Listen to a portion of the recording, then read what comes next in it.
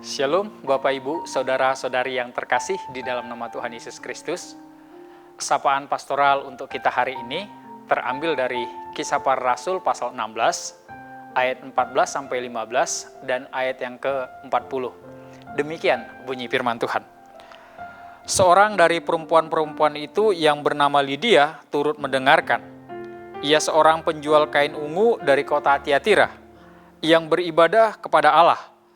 Tuhan membuka hatinya sehingga ia memperhatikan apa yang dikatakan oleh Paulus.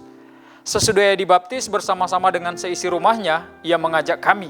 Katanya, "Jika kamu berpendapat bahwa aku sungguh-sungguh percaya kepada Tuhan, marilah menumpang di rumahku." Ia mendesak sampai kami menerimanya. Ayat ke-40.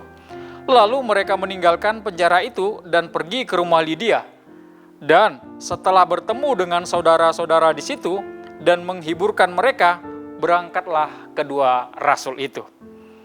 Bapak, Ibu, dan saudara-saudari yang terkasih di dalam nama Tuhan Yesus Kristus, ayat-ayat firman Tuhan yang kita baca hari ini berlatar belakang dari kisah penginjilan Rasul Paulus di kota Filipi dan bertobatnya seorang perempuan yang bernama Lydia.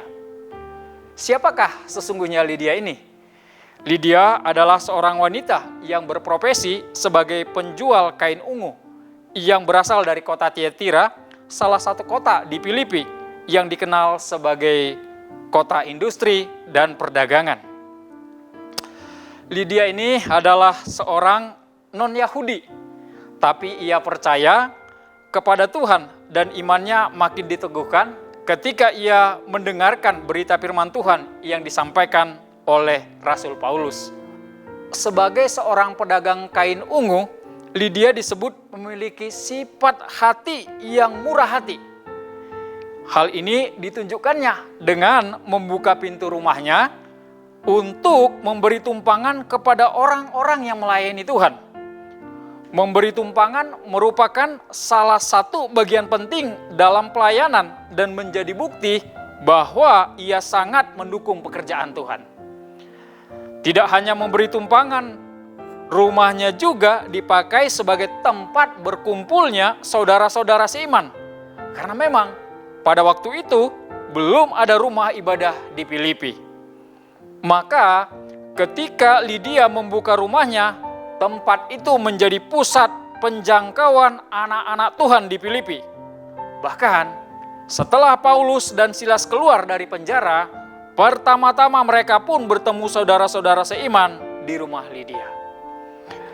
Bapak, Ibu, dan semua saudara-saudari yang dikasihi di dalam nama Tuhan Yesus Kristus.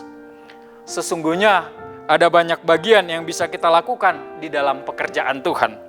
Salah satunya, caranya adalah seperti yang dilakukan oleh Lydia ini. Dengan membuka pintu rumah kita untuk pekerjaan Tuhan. Dengan hal ini, sesungguhnya Lydia bisa menikmati satu persekutuan bersama-sama dengan Tuhan dan bersama-sama dengan saudara-saudara seiman. Bapak, Ibu, dan semua saudara yang terkasih di dalam nama Tuhan Yesus Kristus.